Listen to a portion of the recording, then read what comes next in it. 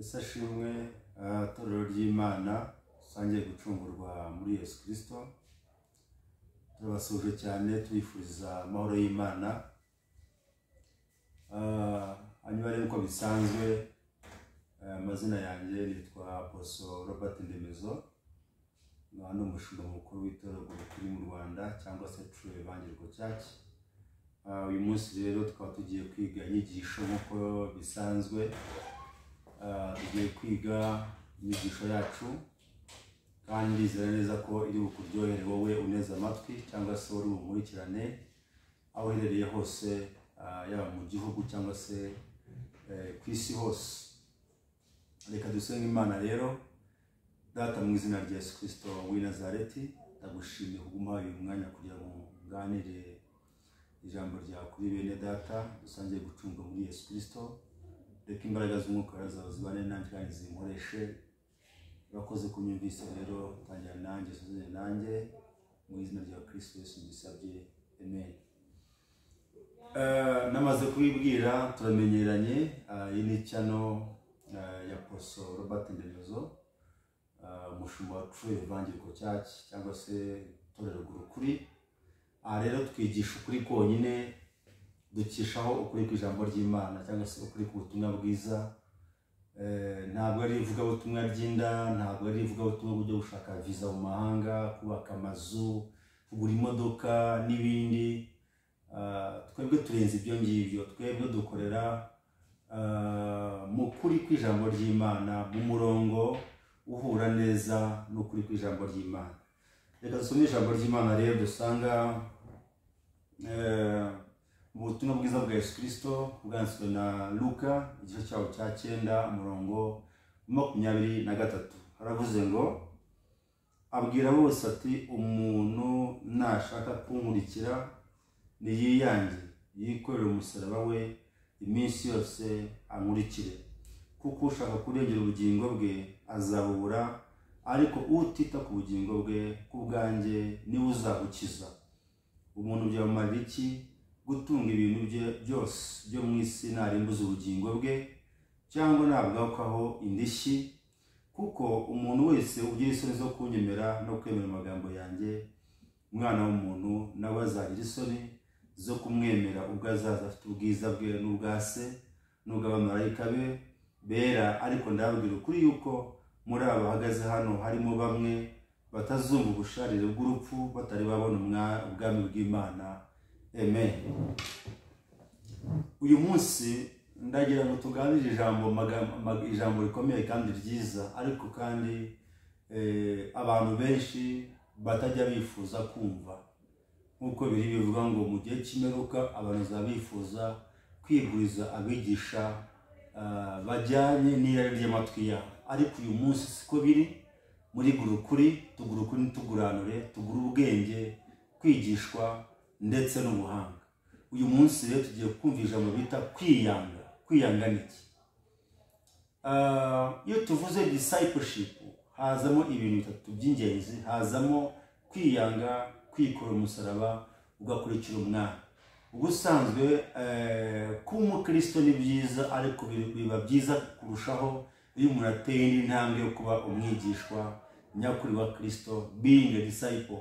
Ni ukuvuga ngo rero iyo umuntu yakiriye Kristo aba yahawe ubushobozi bwo kuba umwana w'Imana, ariko aba asaba gutera indi ntambwe yo kuba umwigishwa cyangwa se kuba a disciple of Jesus Christ. Uyu munsi rero tugiye kureba kwiyanga niki. Bibiliya iravuze umurongo 23 uravuze ngo, umuntu nashaka kunkurikira niyiyange. So urumva ko it's a desire. Umuntu yifuza, umuntu nashaka kunkurikira. Abwira ngo abantu bose ati, umuntu nashaka kunkurikira icyambere niyiyange. Shuti mwene data, ntabwo ushobora gukurikira Yesu wikunda. Ntabwo bibaho. Ntabwo ushobora gukurikira Kristo ukunda uri imbata y'amafaranga. Ntabwo ushobora gukurikira Kristo uri imbata y'ibintu. Ntabwo ushobora gukurikira Kristo uri imbata y'abagore. Ntabwo ushobora gukurikira Kristo uri imbata y'ubutunzi. Ntabwo ushobora gukurikira Kristo uri imbata y'ibyo kurya. Ntabwo ushobora gukurikira Kristo uri imbata ya kamere y'icyaha. Ntabwo bikunda. uyu munsi rero Imana ifasha turavuga ku bintu bingahe kandi bitatu gusa: kwiyanga n'iki, kwikura umusaraba n'iki, gukurikira Kristo n'iki. Hanyuma rero umuntu ashaka kunkurikira, niyiyange. Hanyuma wakibaza ngo kwiyanga n'iki?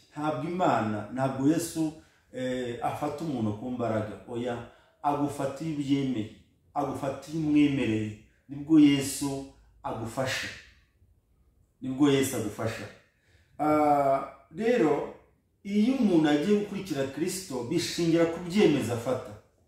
Mu yandi magambo, ibyemezo umuntu afata Imana irabyubaha, icyemezo ufata Imana iracyubaha, imyanzuro ufata Imana irayubaha cyane buriya. Ahubwo ikibazo ni twebwe tutubaha ibyo tuvuga n'ibyo dufataho ibyemezo. Imana yubaha umwanzuro wafashe, yubaha icyemezo wafashe, yubaha indahiro urahiye. Rero gukurikira Kristo bishingira ku myanzuro ufata, bishingira ku byemezo umuntu afata. Niyo mpamvu utabyuka gusa ngo ngiye kumukurikira, no. Hari criteria, hari considerations, hari steps that you must follow. Hari ibyo ugomba gukora, hari ibyo ugomba gukurikiza. Icyambere ni ukwiyanga. Rero kwiyanga ni iki rero? Mu busanzwe umuntu arimo abantu batatu.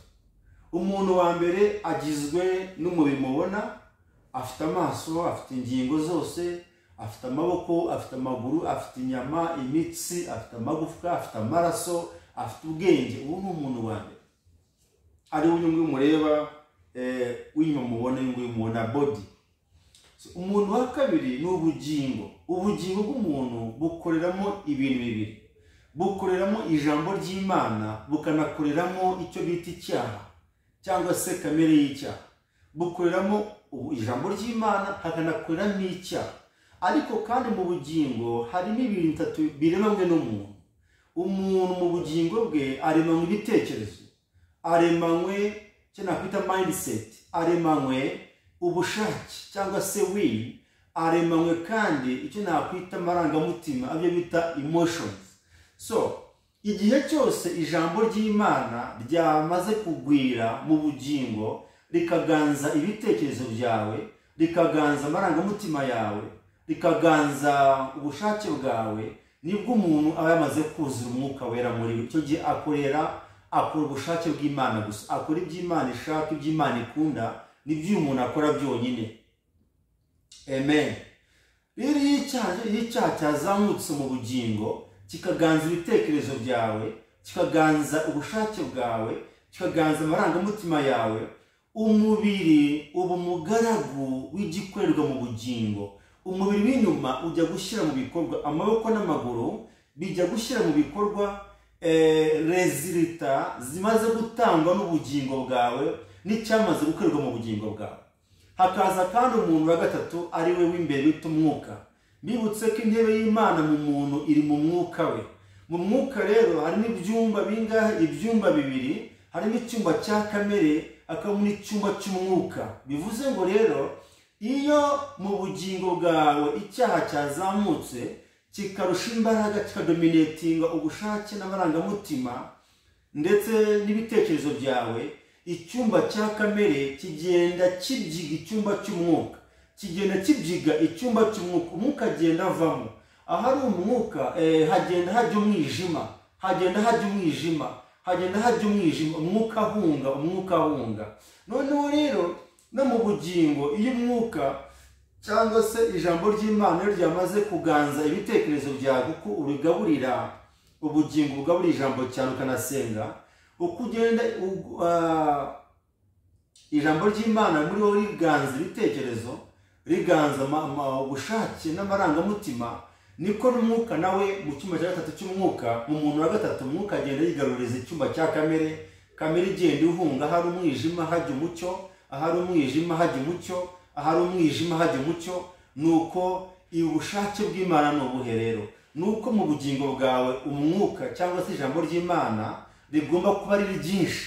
Iyo ribaye ryinshi muri wowe rikaganza ibitekerezo, rikaganze amarangamutima n'ubushake, icyo gihe urimo kujya gute? Urimo kwiyanga. Iyo noneho rero iyo icyaha cyazamutse, kamere y'icyaha ikaganza ibitekerezo byawe, ikayobora amarangamutima, ikayobora ubushake, icyo gihe byitwa kwikunda. Wamaze kujya muri kategori yo kwikunda, ntabwo wakwiyanga, ahubwo wamaze kwikunda. Bibutse yuko kwikunda biri mu buryo bubiri. Hari ukwikunda wanga icyaha, icyo gihe ufite impuhwe zo kuzabona Imana mu maso.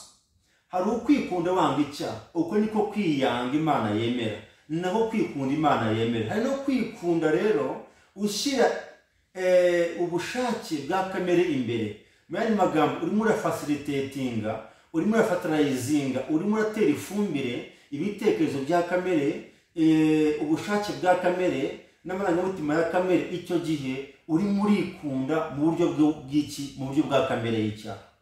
Kandi mu Bagalatiya 5:16 aravuga ngo nuko muyoborwe n'umwuka nibwo mutazakora ibyo kamere irarikira.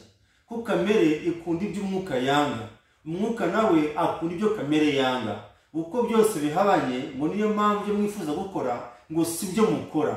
Ariko umuntu niba muyoborwa n'umwuka, ngo ntabwo mugitwarwa n'iki? N'amategeko. Mwene data rero, uburyo bumwe bwo gutsinda kamere y'icyaha muri wowe ni bumwe gusa, ni ukuyoborwa n'umwuka w'Imana, ni ukubamba kamere ku musaraba, ni ukwirata umusaraba wa Kristo, ni ukuyoborwa n'umwuka. Kuko niba tubeshwaho n'umwuka w'Imana, ni ngombwa ko tugomba kuyoborwa n'umwuka w'Imana. Mwene data unyumva rero, kwiyanga nta kindi, ni ukwanga ubushobozi, ni ukwanga imbaraga z'ubushake bwawe. Izi ngizi ni izi: deny yourself your power. Kwanga imbaraga z'ubushake bwawe ni izi. Uzabona abantu benshi bahembwa amafaranga, akiyutsa gushyira kuri konti gusevinga. Abakozi b'Imana baburaye, hari imfubyi zaburaye, hari abapfakazi baburaye, bandi babuze aho barara, bari ku muhanda. Ntabwo wemerewe gusevinga amafaranga yose uko angana, nta kintu na kimwe urakora mu bwami bw'Imana. Gusevinga ni byiza, ariko ni byiza gusevinga hari n'umusanzu amaze gutanga mu bwami bw'Imana. Reka nkugire inama rero, numara guhembwa umushahara wawe, ukaba ukiri mu bukode, ukaba wubatse, jya ufata amafaranga uvuga uti iyi ni budget yo kugira gute, yo kwishyura inzu, iyi ni budget ya stock yo mu nzu, iyi ni budget yo kwakira abashyitsi, iyi ni budget yo gufasha abakene cyangwa se abarwayi cyangwa se gusura imbohe, iyo ni budget uyishyiremo naho. Vuga uti none iyi ni budget yo kwakira abashyitsi mu rugo, iyi ni budget yo guha umudamu nawe akambara neza. Icyo gihe ubukoze mu nguni zose, iri hame ryo kwanga imbaraga z'ubushake bwawe umaze kujya gute? Kubyubahiriza. Icya kabiri, kwiyanga bivuze kandi kwanga ubushake bwawe. Iyo mvuze ubushake bwawe ni self will centered, ni ukumva ko kamere yawe nge kwikunda, kwishyira imbere y'ibintu byose. Imana yaguha akantu mbere yo kureba ku bandi ukabanza ukirebaho. Ubushake bwawe wavukanye ndamubwiye yuko bwuzuye kamere y'icyaha, bwuzuye imiterere mibi, bwuzuye ibibi, bwuzuye ubwibone, bwuzuye ubwiyemezi, bwuzuye kwirata, bwuzuye kwirarira, bwuzuye gukabya, bwuzuye kamere y'icyaha, bwuzuye icyaha. Ubushake bwawe rero, niba wifuza yuko ubwanga, soma ijambo ry'Imana, usenge, utumbire ijambo ry'Imana, utumbire Kristo abashe kwica ubwo bushake bwawe, ukora ubushake bw'Imana. Ubushake bw'umuntu ni ubutandukanye n'uko ijambo ry'Imana rivuga. Ni igihe umuntu ahitamo uburyo bwo gukora ibintu ku giti cye, ariko mu by'ukuri biri mu nyungu ze, budahura neza n'ubushake bw'ijambo ry'Imana.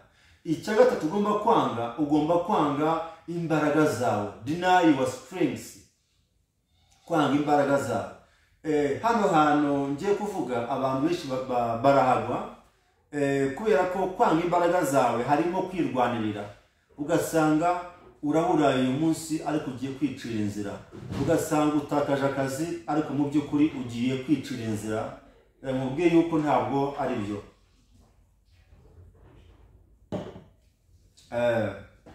Ibyo ntabwo ari byo, kwicira inzira ntabwo ari byo. ugomba kubyanga, ugomba kubihakana, ugomba kubibamo.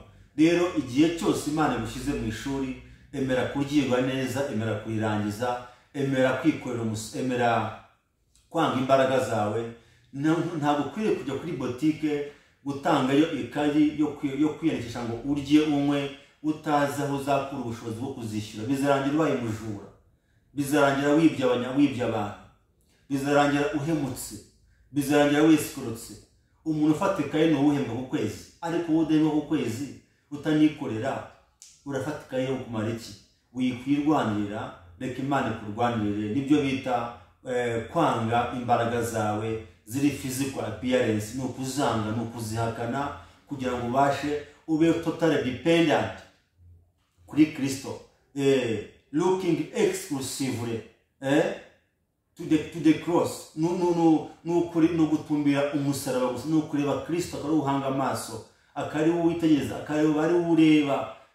Ntabwo ukwiriye kureba ku bindi bintu. Rero kwanga imbaraga zawe ni ukwanga imbaraga, ni ukwanga amahitamo yo kwicira inzira mu gihe Imana itarakora. Ikindi cya kane ni ukwanga ubushobozi bwawe, deny your ability cyangwa se financial abilities.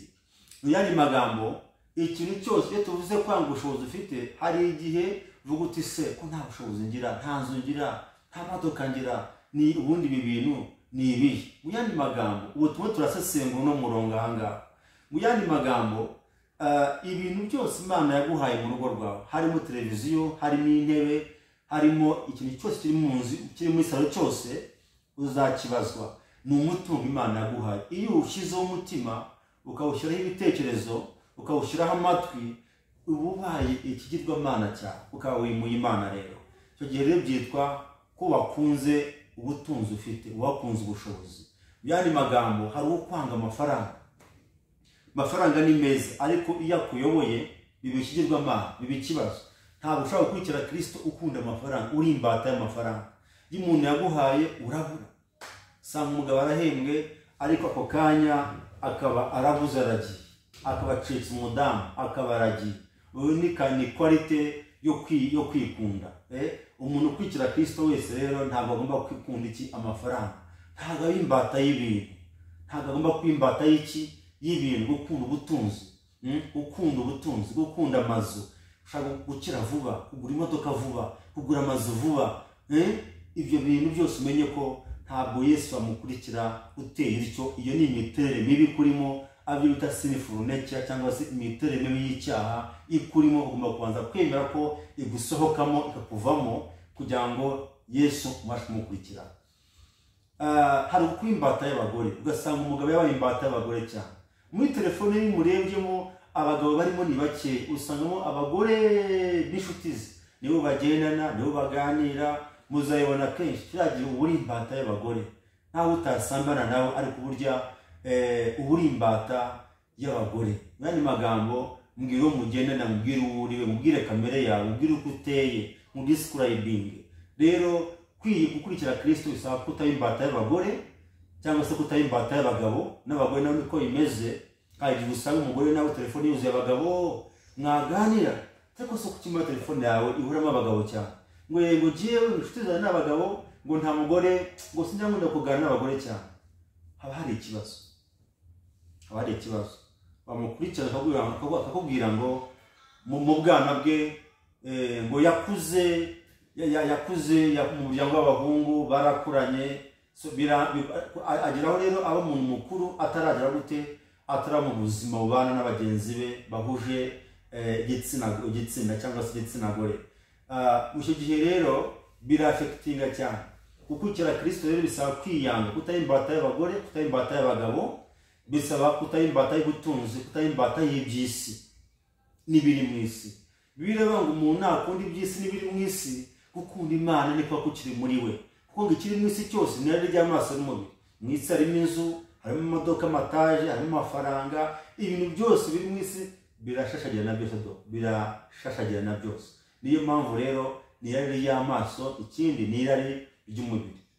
Mu isi harimo abakobwa bambara uko bashaka, bambara za mini zabo, harimo abagore bambara za mini zabo, harimo abagabo nabo bateye ukundi. So ibiri mu isi rero, gukunda isi n'ibiri mu isi, urumva ntabwo gukunda Imana kuko ukiri muri wowe, Imana yamaze kujya gute kuva muri wowe, kuko ikiri mu isi cyose ni yari ry'amaso n'umubiri, kandi isi irashana no kwifuza kwayo, ariko uko ibyo Imana ishaka uwo ngo azahoraho iteka ryose. Rero ini briefly kwiyanga ni ibintu by'ingenzi. Ni ukutari imbata ya kamere y'icyaha. Icyaha si ugusambana, icyaha si ukora ibiteye isoni n'iby'isoni nke, icyaha si ukwiba, si ukwica, icyaha ntabwo ari ugutongana, si umujinya, si uburakari, si amahane, icyaha si ukwirima ibice, si ubusinzi, si ubwicanyi. No, icyaha ni kamere y'icyaha muri wowe. Icyaha si ubugome, icyaha ni kamere y'icyaha muri wowe. Ni imiterere mibi kurimo ituma wera imbuto za kamere. Ibyo mvuze mu kanya ni imirimo ya kamere y'icyaha, ariko si icyaha. Icyaha ni igituma wera ziriya mbuto za kamere. Icyaha ni imiterere mibi y'icyaha ihagaze muri wowe. Rero kwiyanga ni ukutayimbata y'ibikunezeza. Muri iyi minsi abantu baranezerewe cyane, baguye ivutu, abandi barasinze, abandi barasamaye, abandi ntabwo bari maso. Mwene data unyumva, kwiyanga bera amaso ubuzima bwawe, bera amaso ubugingo bwawe. Irinde kuba umuntu usamaye, irinde kwiterera mu bintu utazi cyane, irinde kugwa ivutu ry'iby'isi. Abantu bamaze gusinda isi, bamaze gusinda imitungo yo mu isi, bamaze gusinda isi n'ibiri mu isi, bamaze kugwa ivutu. Ntabwo umuntu ashobora gukurikira Kristo ngo bikunde. Kubera iyi mpamvu isi iratwanga. Iyo umaze kwizera Kristo, isi irakwanga, isi iraguhakana.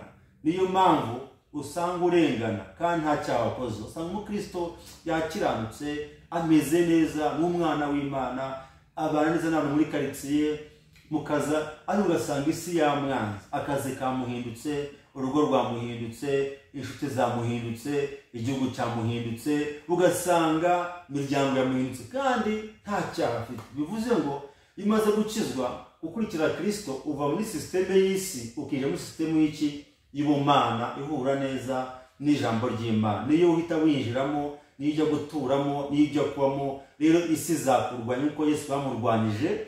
Biravuga ngo muzahirwe nibavuga nabi kubw'iryo zina, muzamuhiriwe cyane. Yesu ashimwe cyane. Ikibi ni uko bakuvuga nabi kubw'icyaha wakoze. Ikibi ni ukurenga nk'uzira ibyaha. Aho ngaho nta ruvugiro ufite, nta support ufite, nta n'uwakurenganura. Ariko nibakurenganya kubera ko wavuze ubutumwa bwiza, kuko wavuze ukuri, kuko wigisha abantu, kuko ukura abantu mu byaha, uzishima unezerwe, kuko ingorane zawe ari nyinshi mu bwami bw'Imana. Imana igufashe rero, kandi Imana ikugirire neza. Rero gukurikira Kristo bishingira ku byemezo umuntu afata. Ibi byemezo tubisanga hehe? Tubisanga mu Itangiriro 12 umurongo wawo wa mbere. Tugiye kureba uko Imana yasuye Aburahamu n'ikiganiro cyabayeho. Itangiriro 12 umurongo waho wa mbere. Biravuze ngo Uwiteka ategeka Aburahamu ati, va mu gihugu cyanyu usige umuryango wanyu n'inzu ya so. Iri ni ijambo rya mbere. Aya ni amahame, ni ibyemezo bitatu umuntu afata kugira ngo akurikire Kristo. Icya mbere, va mu byaha, va mu gihugu cy'iwanyu, usige umuryango wanyu n'inzu ya so, ujye mu gihugu nzakwereka. Harimo amagambo atatu: va, siga, jya. Va, siga, jya. Kuva mu gihugu cyanyu bivuze iki? Bivuze kuva mu byaha. Babizi ko Aburahamu kwa Seteri hari ibigirwamana byinshi. So yamubwiye ngo va mu byaha, sohoka mu bisekuru bya so na nyoko, sohokayo, va mu byaha. Va mu byaha byose bya kavukire, va mu byaha bya Karande, va mu byaha iso yakoze, va mu byaha nyoko yakoze, va mu byaha bya bene so na bene so, va mu byaha. Gusohoka mu migenzo n'imigenzereze ya so, gusohoka mu migenzo n'imigenzereze ya mama wawe, gusohoka mu migenzo n'imigenzereze ya sogokuru wawe na nyogokuru wawe mu bisekuru. N'ugusohoka mu migenzo n'imigenzereze ya ba so na nyoko, gusohoka mu migenzo n'imigenzereze y'abantu ndetse na bene so, gusohoka mu migenzo n'imigenzerezo y'abandi ukajya mu migenzo n'imigenzereze y'ijambo ry'Imana. Ni ugusohoka mu byaha ugasiga ikirere, ugasiga ni ugusiga imirimo ya kamere. Urugero rwa mbere tubona, Aburahamu yariyanze ava mu gihugu cy'iwabo.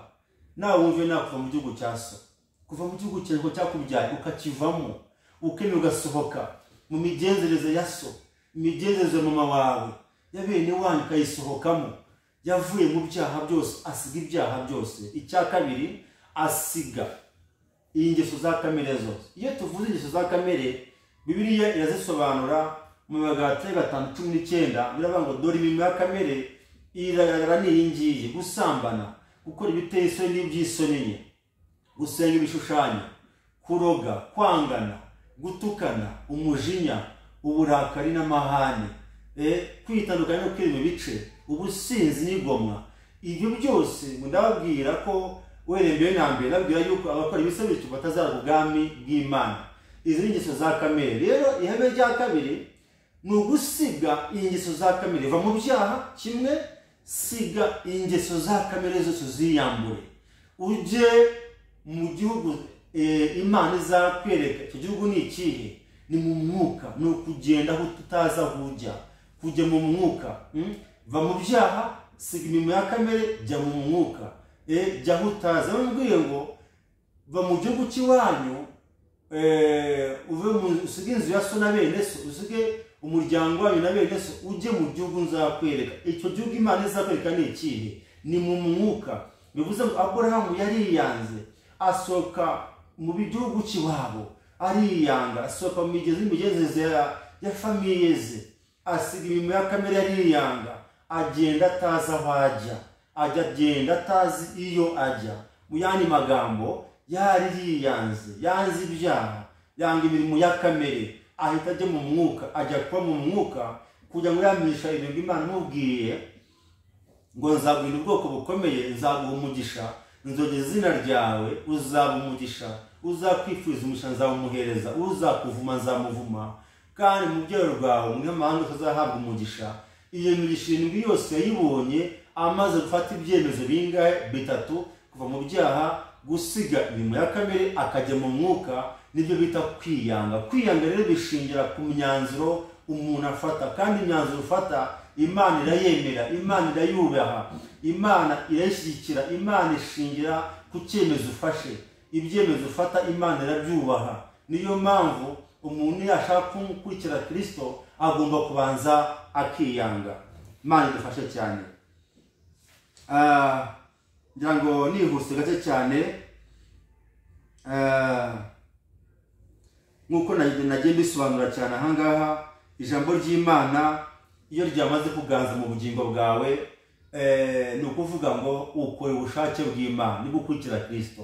Ijambo ry'Imana rero niba ritarategeka mu bugingo bwawe ngo riganze, ibyo wasengera byose ntabwo uzabibona, ntabwo uzabigeraho, ntabwo uzabisingira. No, igihe Yesu ataraganza muri wowe, ngo ayobore muri wowe, ngo aganze muri wowe, ategeke muri wowe, hari ibintu utazabona. Bazaguhanurira ariko ntabwo uzabibona, uzabyumva ariko ntuzabigeraho. Kubera iyi mpamvu, ab'Imana, abakurikiye Kristo, nibo bonyine babasha kwakira imvugo y'Imana.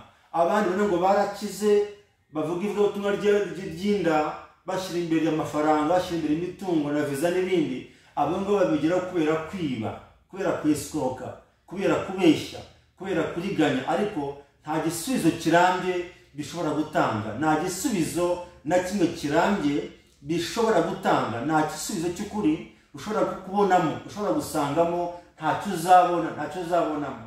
Bazatunga amazu, batunga imodoka, batunga amafaranga, bakora ibiki, ariko ntabwo bizarama, kuko ntabwo byubakiye mu murongo w'ijambo ry'Imana. Rero mwene data, iyubake ku butumwa bwiza, iyubake mu murongo w'ijambo ry'Imana. Ubaka ubuzima bwawe mu murongo w'ijambo ry'Imana. Wewe kubaka ibintu bizariduka vuba, ubaka ibintu bizarama, ibintu bifite umurongo, ibintu bizarama, bifite direction, bifite ubuzima gatozi. Ubaka ibintu uzahemberwa mu bwami bw'Imana. Imana itugirire neza rero. kandi Imana idufashe cyane. Rero ndagira ngo indi point ko tuganiraho ni ukuvuga ngo tugiye kureba icyo bita iyo icyaha cyazamutse muri nabisobanuye umubiri ubimbata y'igikorerwa hehe y'igikorerwa mu bugingo. Ndagira ngo rero mubwire yuko agaciro kawe kari muki, agaciro kawe ni kari mu kwikunda, kari mu gukurikira Kristo. Hanyuma ubundi buryo bworoshye cyane gukurikira Kristo cyangwa se kwiyanga ni ukuvuga oya kuri kamere y'icyaha. Kugira ngo icyaha ukitsinde babwize ukumwe imbere data, icyaha kirakomeye cyane. Ukwiye gutinya icyaha n'igisa nacyo. Icyaha kiragoye, si ikintu ukwiye gufata uko ushaka ukinisha. Ni nko gukinira ku mwobo w'inzoka urimo incira cyangwa se urimo impiri. Ntabwo ari byo. Icyaha si ikintu cyo gukinisha. So gukinisha icyaha ntabwo gikinishwa cyangwa se ngo ukinishe ibisa nacyo. Kizagukoza isoni, kizakuvana mu magabo. Nureba ingero nyinshi z'abantu batakaza imirimo yabo ikomeye muri leta kubera icyaha. Icyaha gikoze isoni amoko yose, ariko gukiranuka gushyira ubwoko hejuru. Rero kwiyanga ni ukubwira kamere y'icyaha ngo oya, ni ukubwira kamere yo gukunda amafaranga oya, ni ukubwira ibitekerezo byawe oya, kubwira ubushake bwawe oya, kubwira amarangamutima yawe oya. Kwiyanga ni ukwima peti kamere y'icyaha, ni ukwima peti, ni ukutayihereza ibyo yifuza, ni ukuyibuza irari ryayo, ni ukuyibuza ibyo ishaka, ni ukuyibuza ibyo ishaka. Amaso niba gucumuza birava ngo uyanogoremo, icyakubera cyiza ni uko wakwinjira mu bwami bw'Imana ufite ijisho rimwe, ko twajya muri Gehinomu ufite amaso angahe? Abiri. Simvuze ngo uyanogoremo, ni ukureba ku ruhande. Niba uzi ko hari ikintu amaso yawe agiraho intege nkeya, wihareba, reba imbere, tumbira imbere. Yesu yaravuze ngo nta wikoreye isuka ureba inyuma kwira ubwami bw'Imana. Gukurikira Kristo bisaba kureba imbere, ntabwo ureba inyuma mwene data, nturebe iburyo, nturebe ibumoso, bisaba kureba imbere gusa aho ujya, kuko ibiri ku ruhande nibishashagirana. Nubirebaho rero uhora utangira bushyashya, uhora utangira. Ntabwo iyo urebye ku ruhande ntabwo inzira y'umusaraba ukikomejemo, ujya gutangira kuri zero, utangira bushyashya. Niyo mpamvu abantu badindira cyane mu iterambere, bakadindira mu buzima bwabo, bahora batangira, kuko ntabwo umunsi urebye ku ruhande muri iyi nzira funganye imeze gukijya imbere, kandi ku nkike zawo hariho ibintu bijya gute bishashagirana biri mu isi bigukurura, gupfumura amatwi, gusiga inzara, guterekaho ingoyi hano, gushyiraho inzara ahangaha ukazishingamo ahangaha ziri artificial, kwambara ubusa, kwambara imikondo iri hanze, amabere ari hanze, uri umukobwa, uri umugore, w'umugabo. Ibyo byose ni ibigukurura, biri mu isi, biragukurura. Ariko umenye ko birashaka no kwifuza kwawe. Hari amazu, hari imodoka, hari viza. Ibyo byose ni ibintu biri ku nkuta z'agakiza. Inzira y'umusaraba rero irafunganye, kandi abayicamo ni bakeya. Bivuze ngo rero ku ruhande rwayo gutya hari ibintu bibengerana, hari ibintu bishashagirana byose bibengerana. Rero iyo ubirebye ku bandi ukarangara gutya, ntabwo ugikomeje ya nzira, ahubwo urenga inkike, ukagwa hanze y'inkike, ukajya gutangira mu irembo ry'intama, ugaca mu irembo ry'intama bundi bushya, ugasiga byose, noneho ukinjira mu irembo ry'intama, ukongera ukagenda. Niyo mpamvu abantu benshi rero bahora badindira n'ubwo buzima tubamo, n'ubwo buzima bwa buri munsi abantu bahoramo, bahora badindira. Imana idufashe, Imana iturengere cyane. Rero ugomba kwiyanga ni ukwanga amarangamutima yawe, ni ukwanga ibitekerezo byawe, ni ukwanga ubushake bwawe, ukadipendinga ku ijambo ry'Imana rivuga gusa, kuko nicyo cyonyine ukwiriye kwitaho. Ndagira ngo rero tuganire gake nanone kandi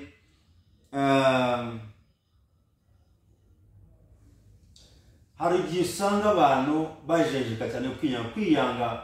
Ibi byo kwikira Kristo ni commitment, ni ibyemezo ufata, ukava mu marangamutima yawe, ukava mu bushake bwawe bwite, ukava mu bitekerezo byawe, ukajya mu bitekerezo by'Imana, ukinjira mu kubaho kw'Imana, ukinjira mu bushake bw'Imana, ukinjira mu myumvire n'ibitekerezo by'Imana. Ni ukwiyanga. Ni igisirikare rero, ntabwo bajenjeka, ntabwo badamarara, ntabwo basamara, ntibaseka ubusa, ntibagira burage, ntibagira inzenya. Oya, kwiyanga ni ukwanga ubushake bwawe, ni ukwanga ibitekerezo byawe bya kamere, ukavuga oya, ntuvuge yego, ukavuga yego ku cy'Imana, ku bushake bw'Imana gusa, ukavuga oya kuri kamere y'icyaha, kubigendanye na kamere y'icyaha muri wowe, byose ukabihakana. Imana idufashe kandi Imana itugirire neza. Ni ukutaba imbata y'ibyiza, ariko kandi imbata y'ibyiza no kwinezeza, cyangwa se ni ukutaba imbata y'ibinezeza by'ibyaha byo muri kamere, no kutaba imbata kandi y'ibibi ari byo bigendanye na kamere y'icyaha ndimo kuvugaho uyu munsi. Kuvuga ngo ikintu cyose gitwara umwanya w'Imana muri wowe kiba cyamaze kwitwa ikigirwamana. Ibintu byose bitwara umwanya w'Imana muri wowe ugomba kubyanga, ugomba kubireka, ugomba kubigendera kure, ugomba kubivamo, ugomba kubisohokamo. Ntacyo byakumarira, ntacyo byagufasha, nta naho byakugeza. Ikintu cyose kibasha gutuma kimura Imana mu buzima bwawe, ugomba kucyanga. Mwene data rero, niba ukunze gupfumura amatwi, ukaba ukunze gusiga iminwa, ukaba ukunze gutera amenyo impeta, ukaba ukunze gusiga imisatsi yawe ibiharajombo no kuyitera amarange, ukaba waracometse n'inzara hano, menya ngo urahemukira Imana. Menya ngo ntabwo uriyanga, ibyo ntabwo mukurikira Kristo utera ito. Umubiri wa Kristo wacu ni urusengero rw'Umwuka Wera wo muri twebwe, kandi urwo rusengero ni twebwe. Bivuze ngo umuntu wese utse mu rusengero rw'Imana, Imana izamutsemba. Urwo rusengero ni urwera, kandi urwo rusengero ni twebwe. Rero ibintu utavukanye nta mpamvu zo kubyishyiraho. Ugomba kwizera Imana, bituma uko Imana yaguhaye umubiri ari nako umubiri wawe uzasubira mu butaka ariko umeze. Ntukwiye kugenda uriho umugayo. Rero ntabwo wakurikira Kristo ukunze ibyifuzo by'umubiri, ukunze ibyifuzo by'isi, ntabwo wamukurikira, ntibikunda. Kandi kutiyanga bifite ingaruka, ni uguhakana ubutumwa bwiza ku mugaragaro. It's a denial of salvation. Rejecting the cross. Result ivamo nta yindi. It's a denial of salvation. Ni uguhakana ubutumwa bwiza. Ni ukurejectinga the cross of Christ. Ni ukurejectinga, ni ukwirengagiza umusaraba wa Kristo nkana, ni ukwirengagiza urupfu rwa Yesu nkana. Rero nta bundi buryo bushoboka mwene data. Niyo mpamvu iyo urambitse, iyo wanze kwiyanga, ugenda ukundi. Ntabwo ugendera mu bushake bw'ijambo ry'Imana, ahubwo ugenda ukundi. Ugenda Imana yawe icyo gihe abarinda. Niko Paul yavuze ngo Imana yabo ninda, ngo niyo biratana, bahuza umutima ku by'isi. Ariko twebweho ngo iwacu ni mu ijuru n'umukiza azava. Nshuti yanjye mwene data, anga we kwimbata y'inda, reka kwimbata y'ibyo kurya, reka kwimbata y'umugore, reka kwimbata y'abagabo, reka kwimbata y'amafaranga, reka kwimbata y'ubutunzi, bimbata ya Kristo. Iyange kubwami bw'Imana baratwanirwa, kandi ntwarane zivugishwamo imbaraga. Imana igufashe, Imana ikugirire neza. Uyu munsi rero ndagira ngo duse nkaho duhinira ahangaha. Maze kuva kujyana no kwiyanga. Igihe cyose wiruka inyuma y'amafaranga, wiruka inyuma y'ubuzima, wiruka inyuma y'imitungo, ntabwo ushobora ubu ugenda ucukubiri na Kristo. Ntimwabana, ntimwabangikana, ntimwaganira, kuko ufite ikibazo cyo kwanga kwiyanga, kandi amaherezo yawe ni ukurimbuka. Rero turebe kwikora umusaraba ni iki. Kwikora umusaraba ubundi bivuze iki? Iyo tubonye insengero ahantu runaka, tuba tubonye iki? Ariko reka ndagira ngo uyu munsi, ejo tuzavuga ko bita kwikora umusaraba icyo ari cyo. Reka uyu munsi mbe mine ahangaha tuvuge ko bita kwiyanga gusa, twe kuvuga ibintu byinshi, kugira ngo n'ibyo mwumvise bitabibagira. Ariko ejo Imana ishoboza, niba Imana impaye igihe cyo kubaho cyo kurama, ejo nzabigisha kubyitwa kwikora umusaraba icyo ari cyo, kugira ngo ubashe kubyumva kandi bisobanukirwe. Kandi tuzasoma mu byanditswe byera byinshi bitandukanye kugira ngo tubashe gusobanukirwa kwikora umusaraba icyo ari cyo. Ariko uyu munsi nari kuri topic yo kwiyanga icyo ari cyo. Rero kwiyanga bivuze ibintu bibiri: ni ukutaba imbata ya kamere y'icyaha cyangwa se imirimo ya kamere, no kutaba imbata iyo bita y'ibyiza, kuba imbata y'ibinezeza by'ibyaha, ibinezeza by'isi, umuntu ugasanga akunze imitungo, akunze amafaranga, akunze ibintu, akunze kwinezeza, akunze gusohoka cyane, arimo arangiza umutungo w'ubwami mu gusohoka imicanga ku mazi, kugwa ivutu, kurya ugasinda, ukagwa ivutu, kutaba amaso, bera amaso uriwe, bera amaso uw'Imana yakugeze muri Kristo, bumera amaso. Tugenze gutyo rero ntabwo wakurikira Kristo. Reka dusenge Imana. Data mu izina rya Yesu Kristo, ndagushimira Mwami Yesu ijambo ryawe mpaye, reka abatuye isi bose bumve Ikinyarwanda Mwami, ijambo ryawe rigereyo baryumve kandi basobanukirwe, utugirire neza, udusobanurire Mwami Imana ko tutumva, udushoboze kwiyanga Mwami, ushoboze kwiyanga, ushoboze bindata bose kwiyanga, kugira ngo Uwiteka twikure umusaraba tugukurikire, ubwo uzaza ukavuza Imana tuzayumve. Urakoze kunyumvise, kubw'ubwami n'ubushobozi n'icyo ari ibyawe none iteka ryose. Amen. Murakoze rero, bye bye. Mwari kumwe na Apostle Robert Ndemezo. Ni intumwa, mission yanjye nta yindi, ni gura ukuri ntuguranure, nta kindi. Gura ukuri ntuguranure, ibyo umenye bikomeze kandi ubyiteho kugira ngo udatembanwa ukabivamo. Imana igufashe, Imana ikugirire neza. Bye bye.